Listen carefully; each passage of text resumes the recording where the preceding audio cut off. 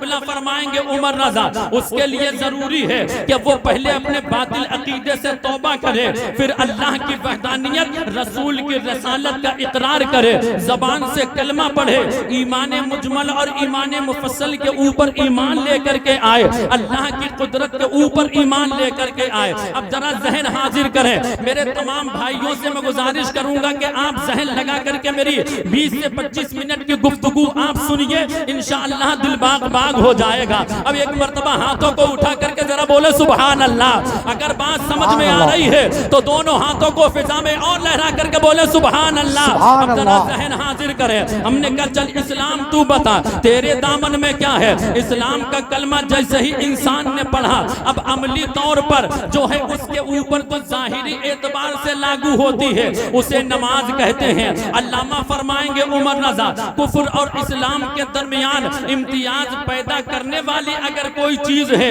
तो उसे नमाज कहा जाता है। मैंने कहा ये नमाजें तुम्हें मिली कहां से हैं, डायरेक्ट मिली है या इनडायरेक्ट मिली है। अल्लामा हसन फरमाएंगे उमर रजा हमें डायरेक्ट नहीं मिली है, इनडायरेक्ट मिली है। मैंने कहा मतलब, बोले जैसे ही हमने इस्लाम का मुताला किया, इस्लाम ने हमें जवाब दिया। इंसान सवेरे सवेरे उठ करके जैसे ही गौसगंज की मस्जिद के अंदर लोग दाखिल होते हैं या जहां जहां मस्जिदें हैं वहां दाखिल हुए, फजर की नमाज 2 रकात जमात के साथ पढ़े, और जैसे ही पढ़े मैंने आलम तसव्वुर में इमाम साहब का बाजू थामा। मैंने कहा हजरत जो 2 रकात आपने पढ़ाए हैं ये आपको डायरेक्ट मिले हैं या इनडायरेक्ट मिले हैं। तो कहते हैं कि क्या तुम्हें मालूम नहीं है कि जब अल्लाह पाक ने हजरत आदम अलैहिस्सलाम को पैदा फरमाया, जब तक रब ने चाहा तब तक जन्नत के अंदर रखा, फिर मशीयत खुदा होती है। हजरत आदम जमीन के ऊपर तशरीफ लाते हैं, और जैसे ही जमीन के ऊपर तशरीफ लाए तो दुनिया के अंदर अल्लाह पाक ने 2 चीजों को रखा है, एक को दिन कहा जाता है, दूसरे को रात कहा जाता है। अब आप जितने लोग यहाँ बैठे हैं ईमानदारी के साथ बताओ, एक फितरत आपके अंदर जो पाई जाती है वो आपके अंदर आई कहां से है।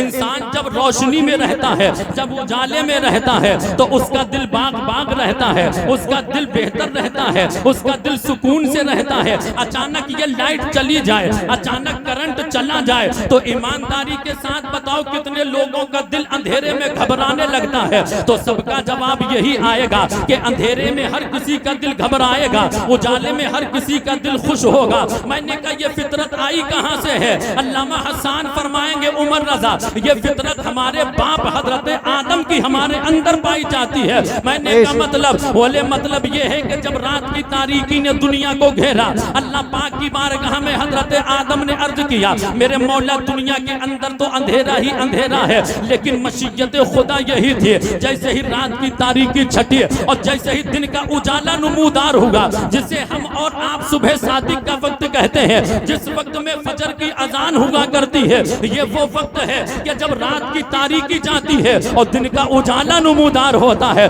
दिन का उजाला होता है। याद रखिए ऐ मेरे अजीजों, जब तुम्हें कोई नेमत मिलती है तुम डांस पार्टियां नचाया करते हो, जब तुम्हें कोई नेमत मिलती है तो तुम दुनियावी खुराफात करते हो।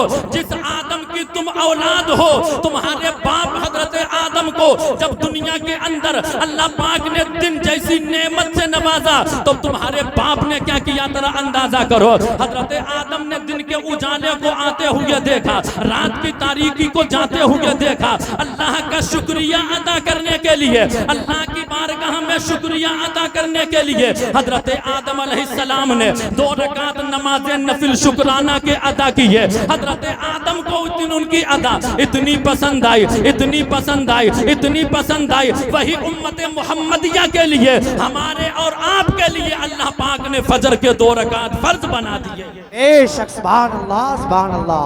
नारे तकबीर, नारे रिसालत, नारे गौसियत, जश्न गौसल बरा। सुभान अल्लाह, सुभान अल्लाह। नमाज फजर जो आप पढ़ते हैं ये हजरत आदम अलैहिस्सलाम की सेलिब्रेशन है। उनको 24 घंटा के अंदर हम एक मर्तबा सेलिब्रेट करते हैं, उनकी याद को ताज़ा करते हैं, उनकी याद मनाते हैं और वक्त मुतय्यन करके मनाते हैं, कंटिन्यू मनाते हैं, बिला नागा मनाते हैं। अब अगर कोई कहे कि उल्फत शाह मियाँ का उर्स ना मनाओ, या सरकार गौसे पाक की 11वीं ना मनाओ, या आका आकाए करीम सल्लल्लाहु अलैहि वसल्लम का यौम विलादत ना मनाओ, कहना नमाज फजर पढ़ना छोड़ दो, वो हजरत आदम अलैहिस्सलाम की यादगार है। अब जरा और आगे बढ़ करके आइए, नमाज जोहर आप पढ़ते हैं, नमाज जोहर आपको कहां से मिली है? नमाज जोहर हजरत इब्राहिम अलैहिस्सलाम की यादगार है। अल्लाह पाक ने हजरत इब्राहिम से इम्तिहान लिया और हुक्म होता है कि मेरी बारगाह में वो कुर्बानी पेश करो जो तुम्हें सबसे ज्यादा अजीज हो। हजरत इब्राहिम अलैहिस्सलाम ने अपने बेटे को लिया, मैदान में जाकर के बाप ने बेटे की गर्दन के ऊपर छुरी को रख दिया।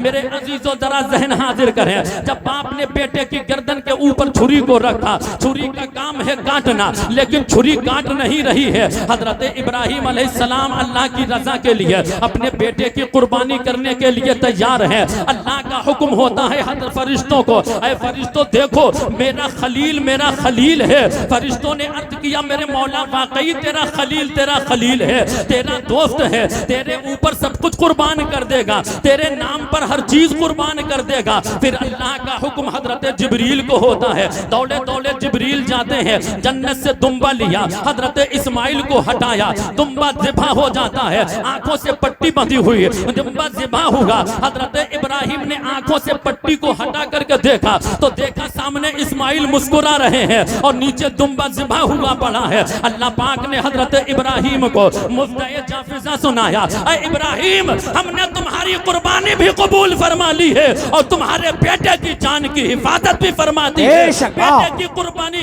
बेटे की जान बच